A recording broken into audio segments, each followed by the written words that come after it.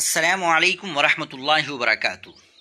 ناظرین کرام، ذرا تصور کیجئے اگر آپ صبح اٹھے اور آپ کو اخبار میں یہ خبر پڑھنے کو ملے کہ دارالعلوم دیوبند کے 5 طلباء کا داخلہ دنیا کی سب سے مشہور ہارورڈ یونیورسٹی میں فل اسکالرشپ کے ساتھ ہو گیا ہے، اور پچھلے سال جامعہ ازہر ہند کے فارغین نے آکسفورڈ میں ٹاپ کیا۔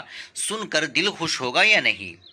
ناظرین، یہ صرف ایک خواب نہیں بلکہ ایک ایسی سوچ ہے جو اگر حقیقت بچ جائے تو انقلاب آ جائے۔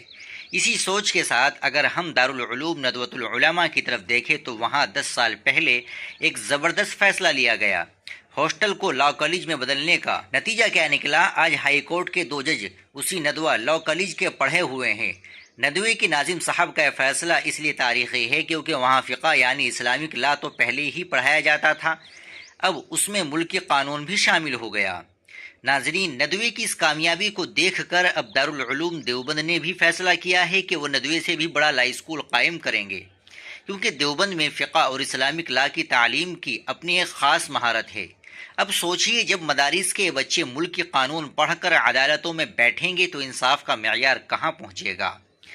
ناظرین، حیرت کی بات یہ ہے کہ ان بڑے مدارس کے نقش قدم پر چلتے ہوئے ہندوستان کے دوسرے مدارس نے بھی اپنے نصاب میں مثبت تبدیلیاں کی ہے۔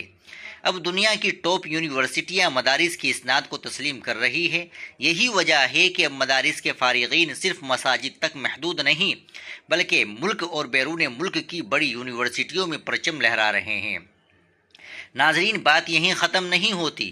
عمر آباد اور بنارس کے اہل حدیث مدارس نے ایک الگ ہی مثال قائم کر دی ہے۔ انہوں نے اپنے مدارس میں سرکاری منظوری کے ساتھ ماس کمیونیکیشن یعنی صحافت کا شعبہ شروع کر دیا ہے۔ مدارس کے بچوں میں لکھنے اور بولنے کی صلاحیت تو پہلے سے ہی لاجواب ہوتی ہے، بس اب انہیں ایک صحیح سمت مل گئی ہے۔ اب وہ دن دور نہیں جب ٹی وی اسکرینز اور بڑے میڈیا ہاؤسز میں مدارس کے ہونہار نوجوان اینکر اور جرنلسٹ بن کر سچائی کی آواز بلند کریں گے۔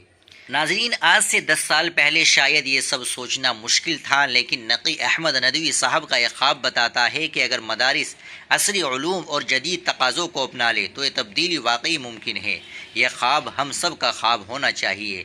آپ کو مدارس کے اس روشن مستقبل کا خاکہ کیسا لگا؟ کمنٹ سیکشن میں اپنی رائے ضرور دیں۔ ویڈیو کو لائک اور شیئر کرنا نہ بھولیں۔ السلام علیکم ورحمۃ اللہ وبرکاتہ۔